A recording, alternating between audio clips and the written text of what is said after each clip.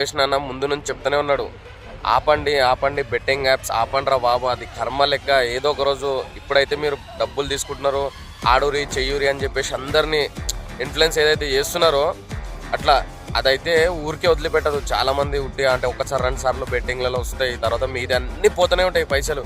ఆ గేమ్ అనేది చాలా వేస్ట్ గేమ్.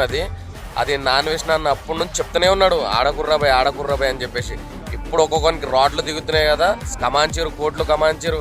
కానీ ఇప్పుడు అర్థమవుతుంది కదా ఒక్కొక్కరికి కర్మ అనేది ఎక్కడికి పోదు. నువ్వు ఎంత సంపాదించినా కష్టపడి సంపాదించిందే నీ దగ్గర ఉంటుంది. ఆన్లైన్ బెట్టింగ్ నువ్వు కష్టపడి సంపాదించుకుని టాలెంట్ సంపాదించుకోపోయి, కానీ నువ్వు ఇట్లా ఆడురి గేమ్ ఆడురి అది ఇది అని చెప్పేసి ఒకరిని ఆశ పెట్టి ఊరించి మనతో ఆడిపించి వాని పైసలు నువ్వు తీసుకోవడం అనేది ఇప్పుడు కర్మ రూపంలో తిరిగి అది మీ దగ్గరికి వస్తుంది. అదే ఇప్పుడు చేస్తుండు నాన్ వేసిన ఆయన అన్న అయితే ఇప్పుడు చేస్తుండు. అది ఎప్పటి నుంచో ముత్తుకుంటా ఉన్నాడు. అప్పటి నుంచి మీరు వినుంటే బాగుంటుండే కదా. అమ్మా ఎన్ని కథలు బయట పడుతున్నారో బాబు, ఇంకెంతమంది ఉన్నారో, ఎన్ని కోట్ల స్కామ్ జరిగిందో.